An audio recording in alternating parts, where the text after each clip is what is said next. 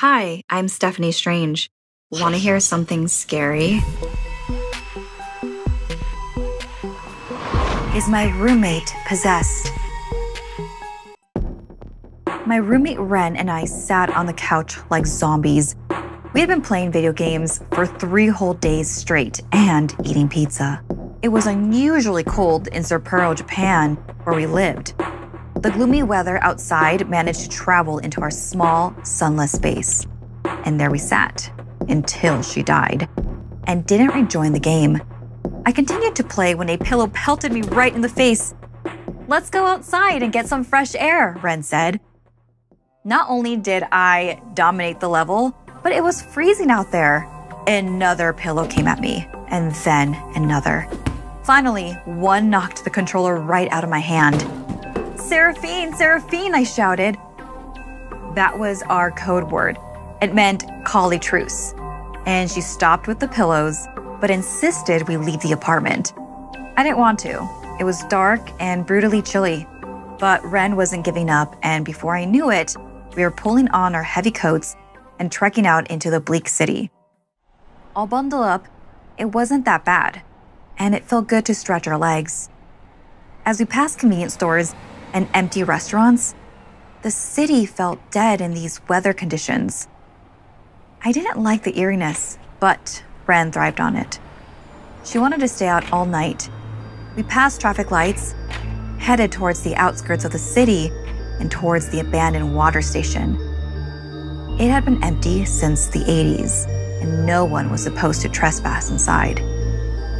We approached the station, and the air was still. Too still. My eyes darted around nervously while Ren took off exploring, using her cell phone as a flashlight. She screamed, nearly giving me a heart attack. I grabbed my phone to turn on the light, but my battery was dying. Then I hear Ren cry out loud with excitement. "What happened?" I shouted. She grabbed me and led me to a trapdoor. It was an entrance into the sewer tunnels. She was thrilled. I was not. As I was listing off all the reasons we should not go down there, she was taken off into the tunnels. I was barely able to follow the light from her phone. Droplets of water hit my head, giving me a chill. I had to keep dodging the rats running over my feet. Ren stopped dead when her light illuminated what looked like a woman's face in front of us. I almost bumped into her. "You do see that?" I whispered. Ren shook her head. She must have seen her. It was impossible to avoid the sinister look in her eyes. Ren called out, "Hello?" But there was no answer. As we slowly moved closer, the light began to illuminate more of the woman. We got so close, it became undeniable. The woman had no body, just a floating, disembodied head. Startled, Ren dropped her phone, leaving us in the pitch darkness. I shouted for us to run. I could hardly see, but I knew what that creature was. It was the Nokekubi. We heard stories about it. It could shapeshift to look like any normal woman by day, but by night, it became so hungry, its head would detach from its body while it would search for humans to drink their blood.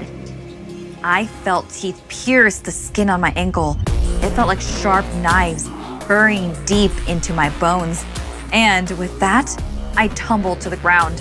I punched and pounded until it released me. I limped as quickly as I could in the direction of the exit. It seemed like an eternity. I was sure it got Ren. I knew we shouldn't have gone down into the tunnels. Then I heard my name. It sounded like Ren, but I still had no light, and I had to be sure. What's the code word?"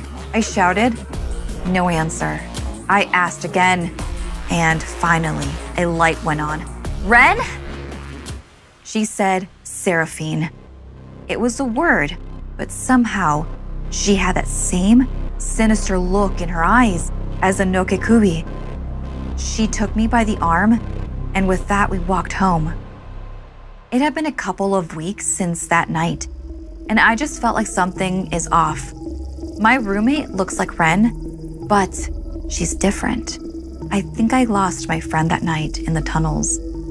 It makes my skin crawl to look at her as we sit watching TV on the couch. This version of Ren doesn't play video games with me anymore. She stopped being her playful, adventurous self, and I never see her eat.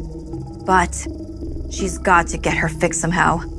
I have to play it cool so she doesn't suspect I know something. "Do you have a problem?" she asked this one time she caught me staring. I shrugged and said no, but she did have a taste. It's only a matter of time before she digs into the rest of me.